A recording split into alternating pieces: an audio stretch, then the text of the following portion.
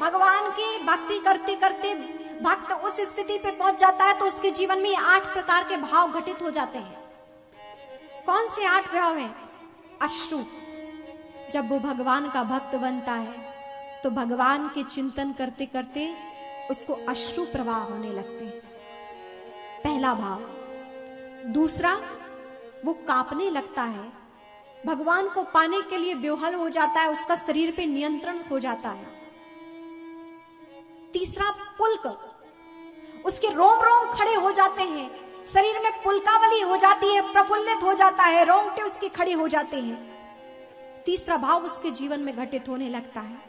चौथा भाव, उसका कंठ अवरुद्ध हो जाता है, वो कुछ बोल नहीं पाता है, रुदन में उसका कंठ अवरुद्ध हो जाता है, भाव में उसका कंठ अवरुद्ध हो जाता है। वैवर्ण, उसका स्वर भंग हो जाता है, बोल नहीं पाता है वो। स्तंभ, उसका शरीर जड़ हो जाता है, कई बार मूर्छा भी आ जाती है। और अंतिम भाव कि जब इस अवस्था तक भक्त पहुंच जाता है तो भगवान के प्रेम में वह देह भी त्याग कर देता है, उसकी मृत्यु भी हो जाती है। पराकाष्ठा पर पहुंचे हुए भक्तों की अंतिम स्थिति कि भगवान के प्रेम में वह देह त्याग कर देता है।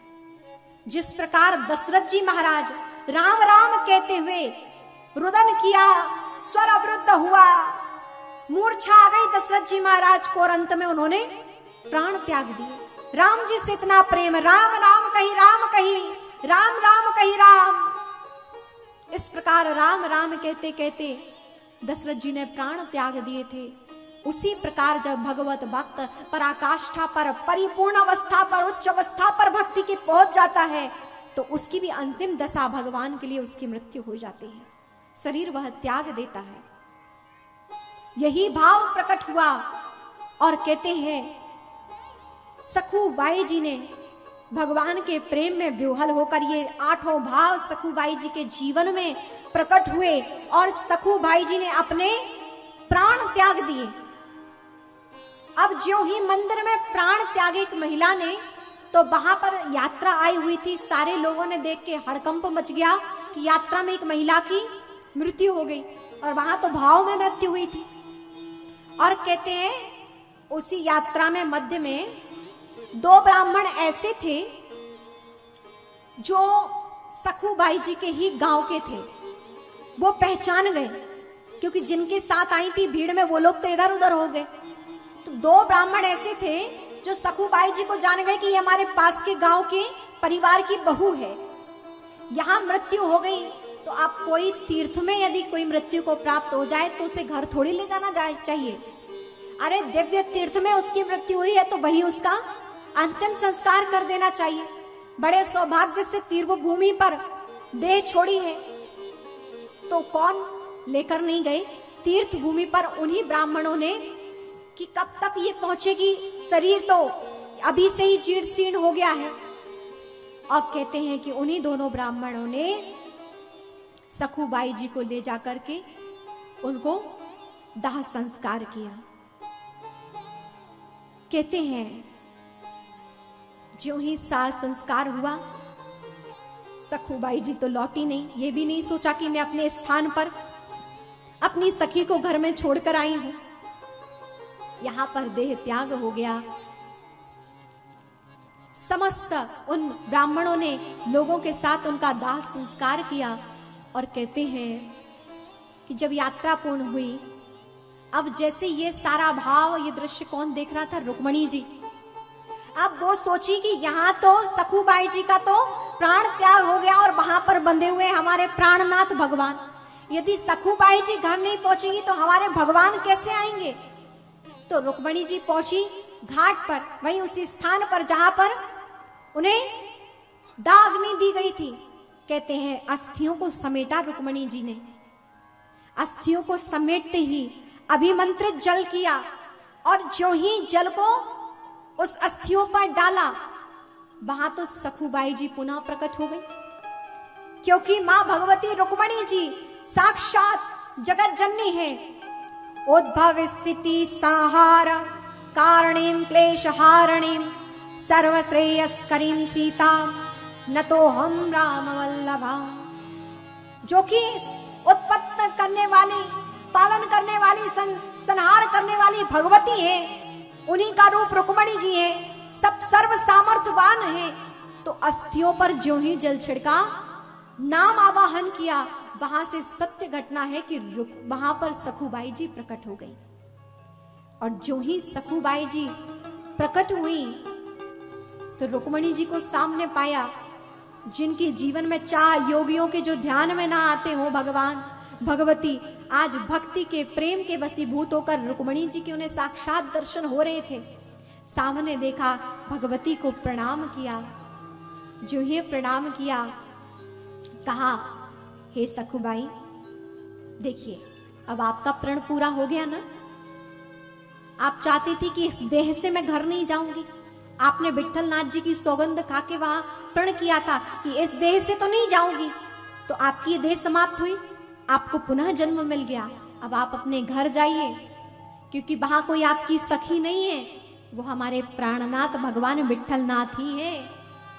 जो ही ये बात सुनी, सखुबाई जी तो रुदन करने लगी कि अरे मेरे स्थान पर भगवान बने, मेरे परिवार वाले तो बहुत दुष्ट हैं। वहां कितना कार्य भगवान ना कर रहे होंगे, घर के बर्तन मांज रहे होंगे, झाड़ू पोता, जाने क्या क्या कार्य करवा रहे होंगे मेरे परिवार वाले। स्वयं विठल नाथ जी ये कार्य करेंगे। भाव बेहल हो गई, रुदन करने लगी सखुबाई। रुक्मणी जी ने कहा, कष्ट ना पाओ, अब तुम अपने घर जाओ, वहां तुम्हें भी कोई कष्ट नहीं देगा। जहां भगवान है उनको भी वहां कोई कष्ट नहीं, वो तो प्रभु हैं। सब अब तुम्हारा परिवार व्यवस्थित हो चुका है, अब तुम्हें भी कोई कष्ट नहीं देगा। अब जब तुम घर जाओगी तभी तो मेरे प्राणनाथ आएंगे। मेरा भवन, मेरा मंदिर सुना है, यहाँ भगवान को भेजो, जाओ तुम शीघ्रता से।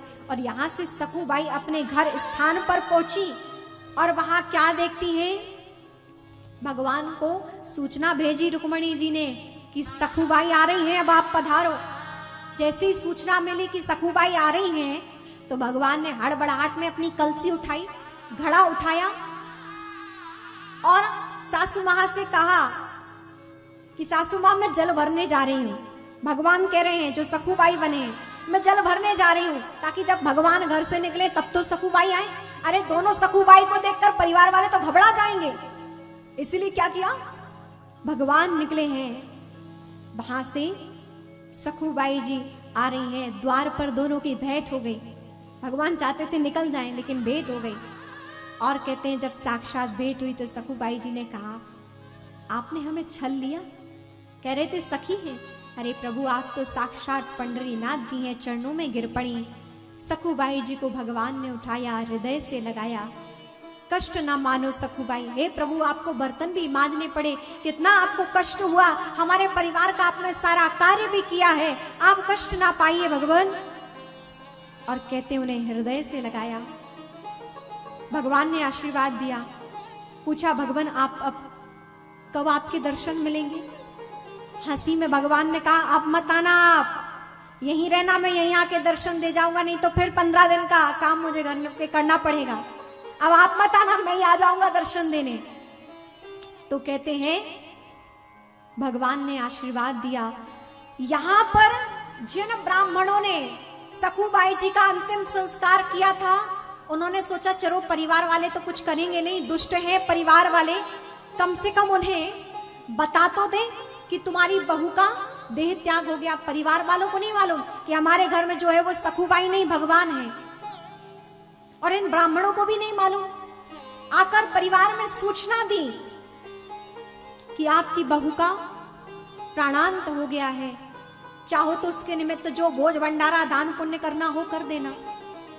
परिवार वाले बोले, अरे ब्राह्मणों, कहां मती चली गई आपकी, हमारी बहू तो अंदर है। और कहा, हमारी बहू तो अंदर है। जैसे ये बात कही, सखुबाई जी आई और जो ही ब्राह्मणों ने देखा, आश्चर्यचकित हो गए कि ये तो मृत्यु को प्राप्त हो चुकी थी, ये कहां से आ गई। ब्राह्मणों ने अपने जनेऊ को पकड़ा, शिखा को पकड़ा। मैं शपथ खाता हूं जनेऊ को पकड़कर, शिखा को पकड़कर, कि मैंने आपकी बहू का अंतिम संस्कार किया था।